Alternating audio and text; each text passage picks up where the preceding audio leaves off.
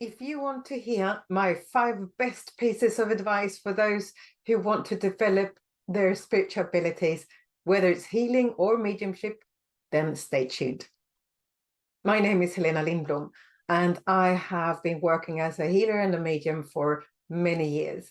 And I have been asked a lot of questions, obviously, during these years, and about what I can give the best advice for someone who starts their journey or has already started and want to develop further. Now, I have, as I believe, 5 really good pieces of advice that I would give to anyone from my heart who starts out. And let me start by saying we all have spiritual abilities in our soul, all of us, to very different degrees. And when we want to develop and first of all unfold and then develop these further, then this is my advice. First of all, learn to sit in meditation. Now, I know that meditation can be of different things. There's so many techniques out there, but it doesn't matter what kind of technique you are using if you then ask yourself the reason why you want to learn and sit for meditation. Now, if that is for just relieving stress, for instance, that inner stress, then all techniques are good. Mindfulness is also really good. So it doesn't matter, as long as it suits you, then you will actually do it, and you will hopefully get really good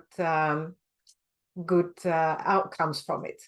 Now, I know for a fact that meditation is really good for lots of reasons, both physically, mentally, emotionally, and spiritually. So regardless of where you are in life, what your wish for later on, or where you have been, it doesn't matter. Everyone can meditate, and it doesn't cost anything either, just to sit and go within, to learn how to be in contact with yourself, to learn about yourself as a soul, and learning about your soul energy. And this is the reason why basically we are doing meditation, to learn more about ourselves and be happy to be in ourselves and with ourselves. So that's really good foundation. And that is absolute key to living a really good and fulfilling life with mental clarity and being who you are meant to be, following your soul's mission. This is where you find it, your soul's mission. And that is wonderful. And I believe everyone should do it. Now, if you are then coming along and start developing, first you have unfolded your abilities, and now you want to develop them further. Now, then you are not sitting in meditation anymore. You are to sit for spirit, or in that God power with the spirit world, so they can help you to build that power, that spiritual power that is necessary for them to use when we are working either as a healer or a medium. So that is key. That is key to developing your abilities, to learn to first of all go inside of yourself, to learn who you are and be with yourself, to get to know your own soul before you want to be in contact with other souls who are in spirit. So that is great, but also obviously the foundation for development is sitting in the power. And so I always suggest to people to do a minimum of 30 minutes, but the best case scenario is an hour a day, to set aside that time for yourself and for your development, for your spirit friends. If you invite them, then this is key for all that you want to achieve with the development of these abilities. Now, so I know it might sound crazy to some people who just started out and saying, oh my God, I can't sit 30 minutes, not even 5 minutes. Well, then you start where you can and then gradually build it up. So you can't be one thing today and something completely tomorrow. And that's not what I'm saying. I'm saying that the best case scenario is that you have set aside time for yourself. I prefer for myself as well, I'm sitting preferably an hour a day. So it's up to you, obviously, but these are my best advices. So number one is meditation and sitting in the power. Absolutely. So number two is practice, practice, and practice. Practice makes better, but never perfect. When we practice something, we get better at it, of course. And this is no exceptions to this. So when we are practicing something, and I always recommend to do it at least once a week. Now, to set aside time for yourself to practice once a week, I don't believe that's too much to ask for. Not from yourself, not from your the people that you have around you, your family.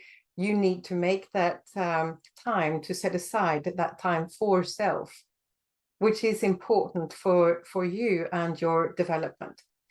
And it doesn't need to be all these, a whole evening. It can be just an hour of practice or maybe a couple of hours a week. And that is the same with when you're buying a membership at a gym, for instance. You don't expect to build the muscles just by buying the membership. Of course not. And so that's the same. You have to set aside time and to actually go to the gym and do that. And when you have consistency, then that creates results. And that's the same here. So don't ever stop practicing. You get better and better at it, obviously. So when it comes to practicing as well, surround yourself with like-minded people. It is so important that we have people that we like and respect around us when we do this practicing, because then that makes us feel that we are comfortable and we are able to open up our sensitivity better. So it is important that we do that and we feel happy to go to this place where we do our practicing, or if they come to your home and do this practice, fine, no problem, but we need to feel comfortable and to be happy to do it. And when we are happy to do it, then obviously we're doing it more. So it creates really good ripple effects on that. So yes, practice once a week, at least. You don't need to do it more. Once a week is sufficient. But please don't let life come in between. And you're thinking, oh my God, I don't have the time now. But please. And also carve out in your calendar and write it down and set that time aside for you and your spirit friends and the people that you have practicing when you're practicing with. So carve that out in your calendar, and you will see, if you have discipline with it, you will see that there is a lot of benefits with that. Okay, so that's fine. Now, number 3 is to go out and see other mediums and healers working. You will learn a lot by doing so. Now, I know that a lot of times you want to maybe just stay with your teacher and learn from the teacher. And so, yeah, absolutely, you should. If you have a rapport with a teacher, fine. But you will learn a lot if you go and watch other mediums work, for instance. Go and have a private sitting with them, or a spiritual assessment, or see them working at a demonstration. You will learn a lot by the way they are presenting themselves, how they say things, and the way they're saying things, and what they are saying, and how they are dealing with the nose, and all them things that you can see that, wow, that was fantastic, the way he or she was doing it or saying it. I want to be just like that. Fine. Then you learned something really invaluable.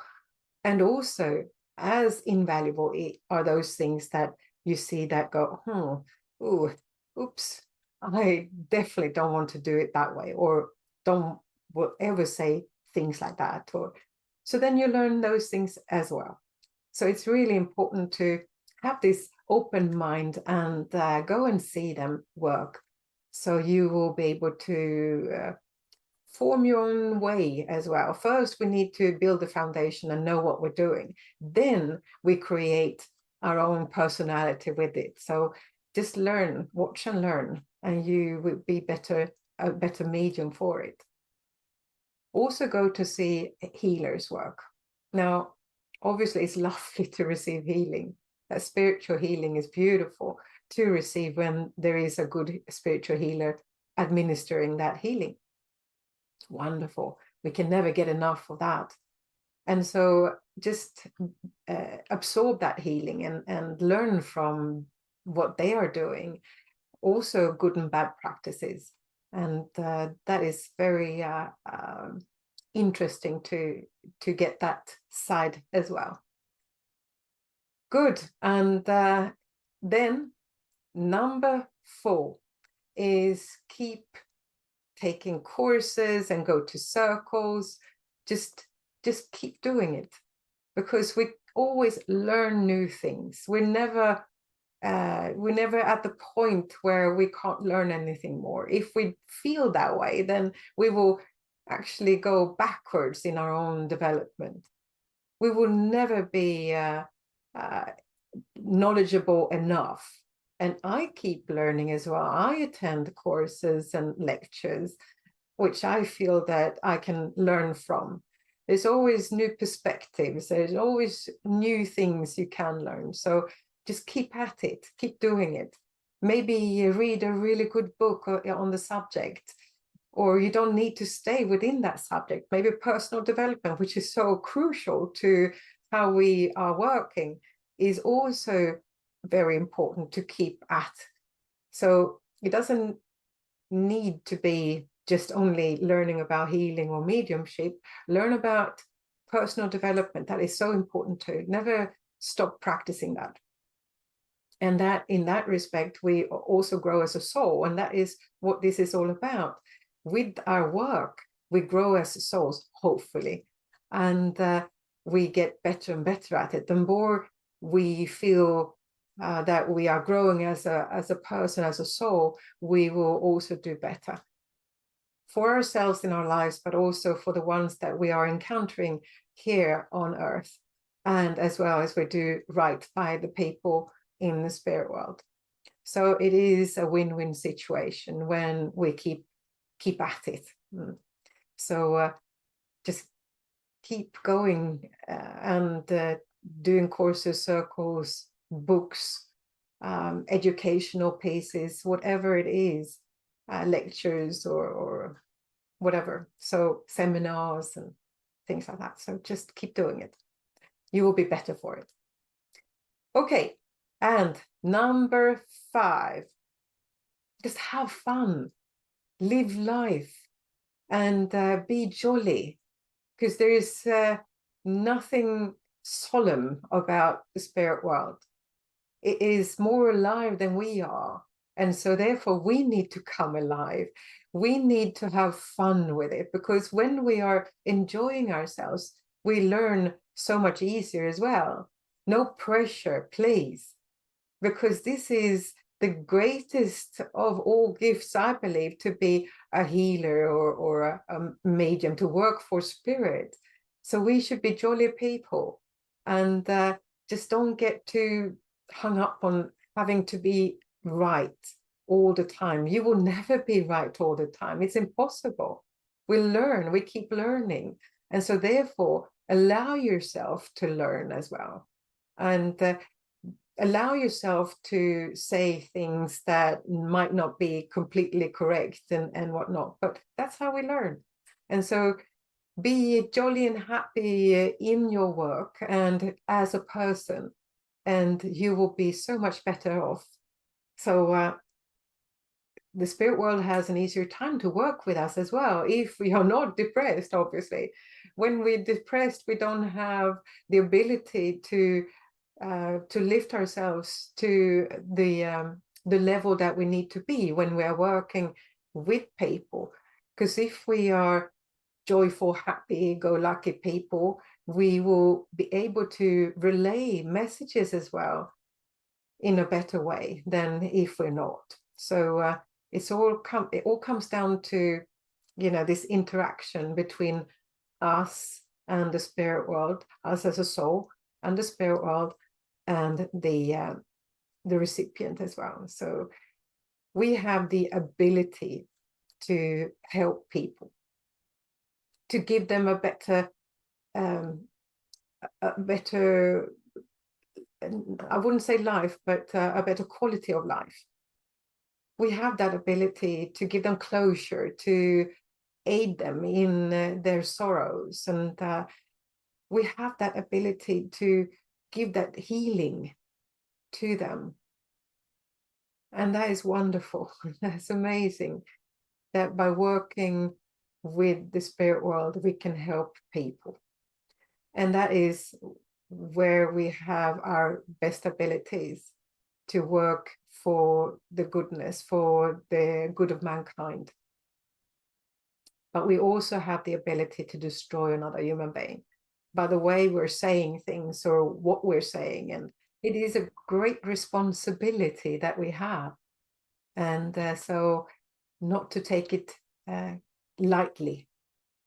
That's important. Don't take this work lightly, but be responsible with what you're saying and what you're doing, and you will be fine. So those are my 5 best pieces of advice I can give you when you're starting, or when you have come a little way and already on this way of working for the spirit world. There are no shortcuts, but with respect, discipline, and humbleness, you will get there. And of course, with a lot of help of your wonderful spirit friends. Feel free to leave a comment about what you think. And if you have any other good pieces of advice that you would like to share with us, please do so. Don't forget to click the like button, subscribe to my channel, and click the bell so that you will be notified every time I upload something new. With that said, I wish you all the best and take care.